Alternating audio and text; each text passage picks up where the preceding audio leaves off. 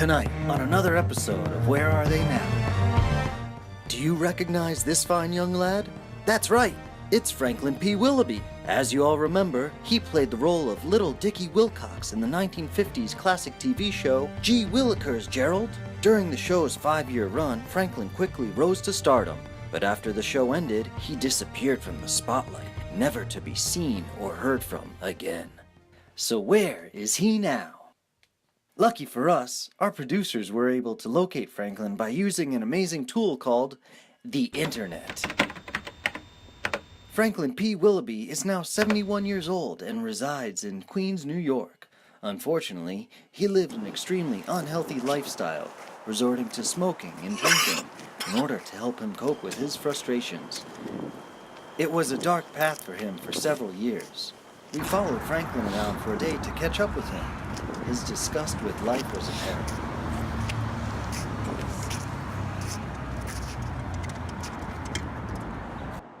He constantly ate horrible, processed, sugary food and seemed to have a complete disregard for his own health. It was not surprising to us to learn that he had hypertension, type 2 diabetes, and emphysema. These conditions placed much stress on his body, specifically his cardiovascular, respiratory, musculoskeletal, and nervous systems. Franklin used to love going hiking and fishing, but he soon found himself unable to do these types of things anymore. Even walking upstairs became a complex task for him. Other daily tasks, such as going to the bathroom, could also be unusually complicated. Thankfully, Franklin has a wife and a son that help keep him afloat all these years. Although, his wife is disabled, but Franklin lives to help her and finds that her disability forces him to be more active and pushes him to express his love.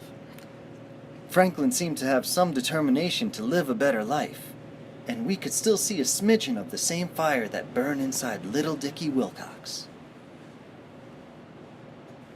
But then, one day during the making of this documentary, disaster struck. Sadly, Franklin suffered a type of stroke called a lacunar infarct. Lacunar infarcts result from blockage of one of the arteries that supplies the blood to the deep structures of the brain. Patients will usually present with classical symptoms such as motor hemiparesis, ataxic hemiparesis, dysarthria, or sensory stroke, which includes numbness, tingling, and pain on one side of the body. Hypertension and diabetes mellitus are major risk factors for a lacunar stroke. Thankfully, Franklin survived his stroke, but naturally has complications as a result. After a short stay in the hospital, he was discharged to a short-term rehabilitation center. To learn more about Franklin's condition, we decided to consult his physical therapist assistant. Hi, this is Chester, a PT from a Sanity Rehab Center. I've been working with Mr. Franklin for a few days already. It was difficult to work with him. He's very angry and non-compliant. I don't need this crap. But he's now getting better. 16 days ago, he's been diagnosed with a lacunar infarct.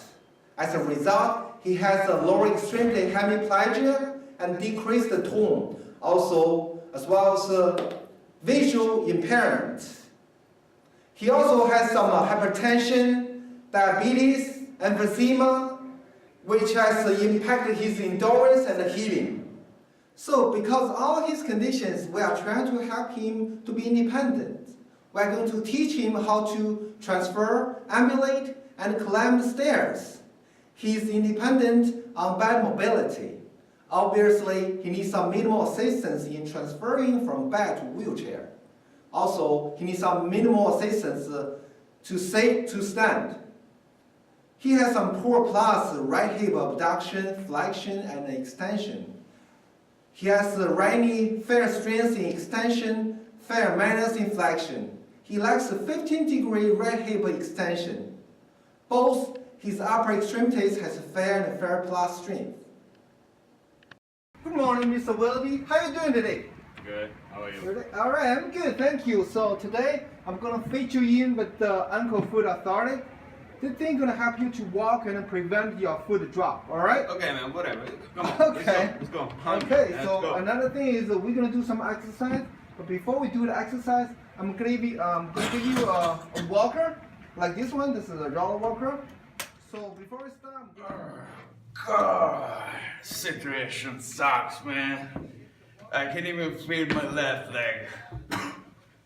I have this piece of plastic on my left foot. I have to walk with this device. I can walk upstairs. I can't have my wife. And that freak of my son doesn't want to help us anymore. And then the freak of the physical therapist, Chester. I don't even know what name is Chester. What kind of name is that? Chester.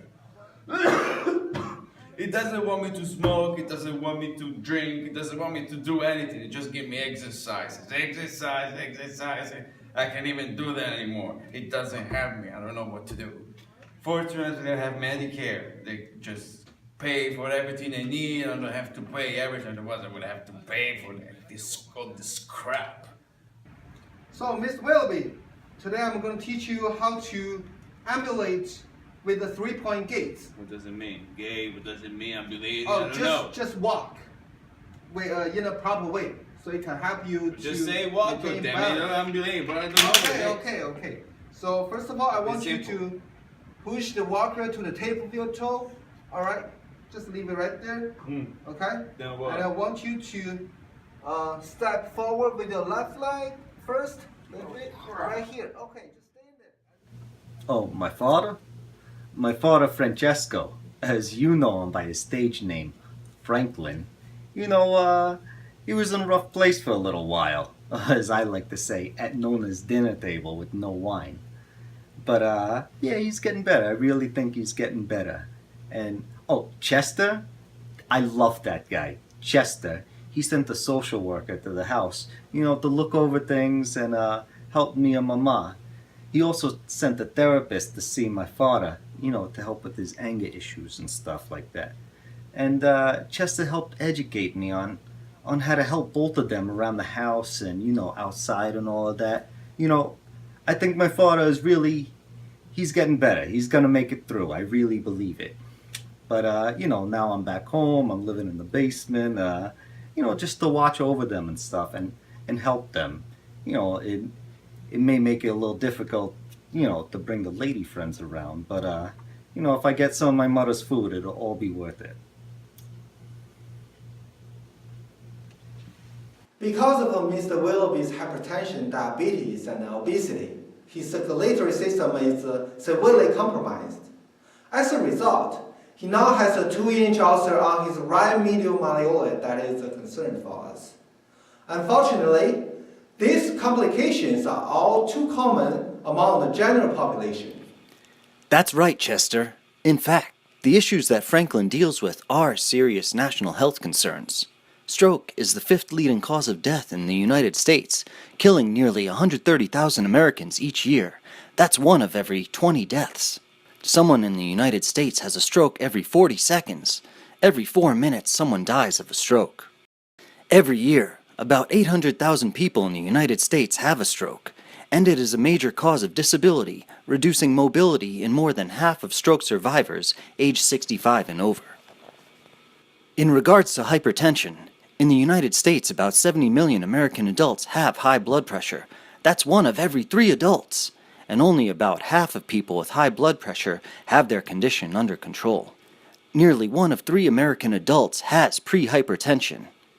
Also, high blood pressure costs the nation $46 billion each year.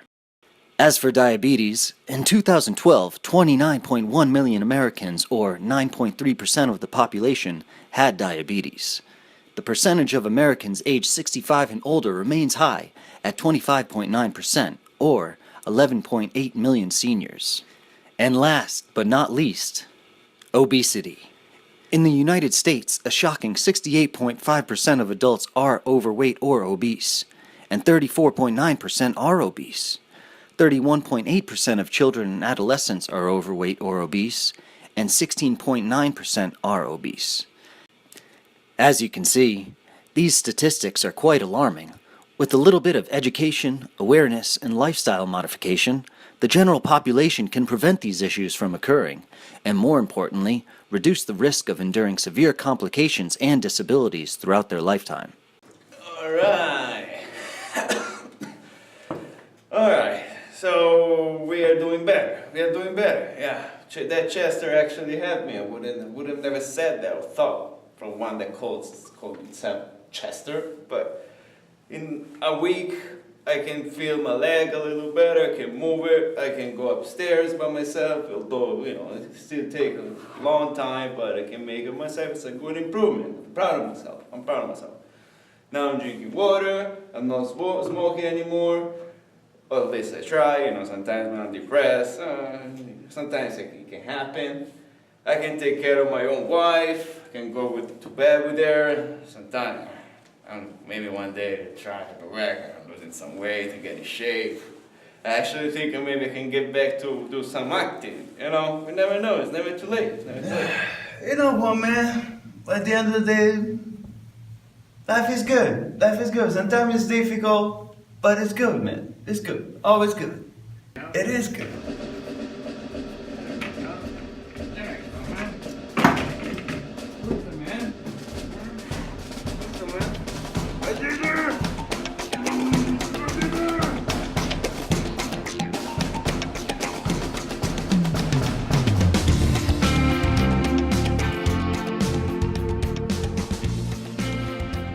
Yes. Thanks to the help from his physical therapist assistant who graduated from LaGuardia Community College, Franklin has a bright future to look forward to. Gee Willikers!